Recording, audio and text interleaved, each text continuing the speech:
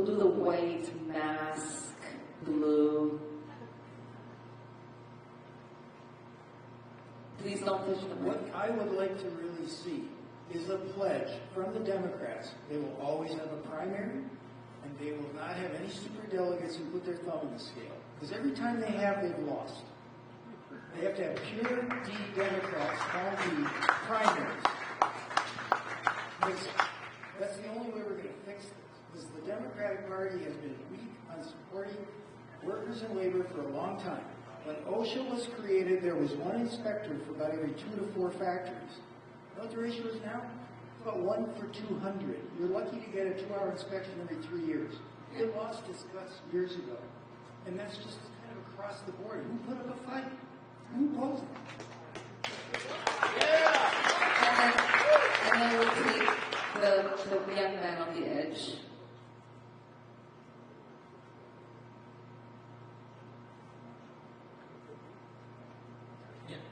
Hi.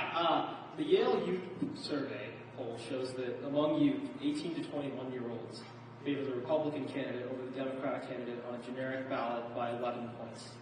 The Democratic brand has become toxic among young people. What are you doing to combat this, and what ideas do you have for us to win back young people?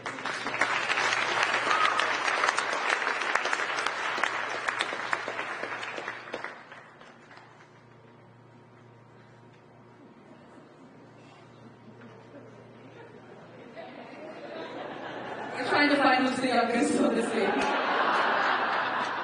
I guess it's me. Yeah,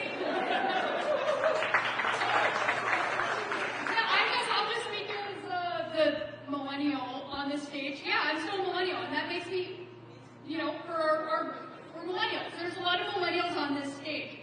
And part of that is because we live our authentic truths as Democrats, and we bring that to the table, and we don't worry about, this is what the poll tested message says about the we say, it's wrong that people are trying to tell me how to, do my own healthcare decisions. It's wrong that there isn't a fully funded public school in my neighborhood. And I don't worry about what the, cool thing to do is. I just say, this is what my community should look like. This is what we all want Northeast Minneapolis and Southeast Como to look like in a broader world where we have this. And standing up to each other and saying, hey, I think this is where we need to go as a party. And where I think we need to go as a party is a human-centered party where we can be real with each other and say, that's wrong and that's right, and we're going to do what's right. I mean, I don't really have a great, what if we just ticked and talked our way to the top? But, no, we're going to just do what it matters, and we're going to stand up for our neighbors. I appreciate that. I think to the question of the primaries, none of us are a party to what the DNC decides, but as somebody who's been primaried every cycle, I support primaries. I don't think people should be afraid of primaries. It's good for democracy.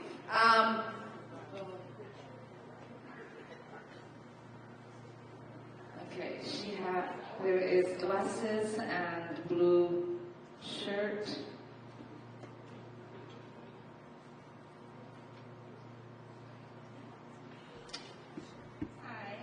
My name is Laura, and I'm a teacher at Cosmos Montessori. We can't hear you. My name is Laura, and I'm a teacher at Cosmos Montessori School, a chartered public school serving grades preschool through 5th grade, and we're actually located in the same building as your office, in Schenectady Community Center. I visited that. Yes, you have.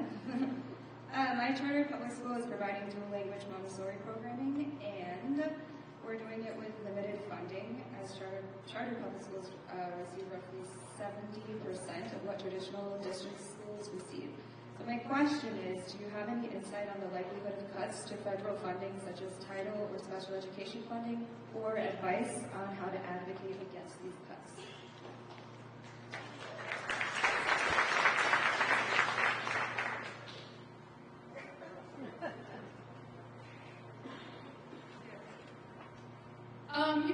So my name is Sydney. I am the chair of the House Education Committee here in Minnesota. And the real answer is I'm very concerned about this, and it will have enormous impacts on our students who receive special education supports the most if the Federal Department of Education goes away. There's a lot of educators in the room. I see you. Shout out to all of you.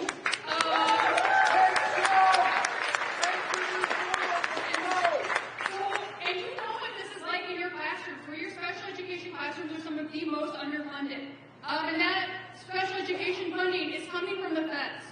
So the state of Minnesota will not turn our backs on students receiving special education services and our most needy students, but that will mean that we will have to figure out how to close that hole, and this will impact every student in Minnesota. So it's something that we are standing up to we're standing up and saying this is wrong.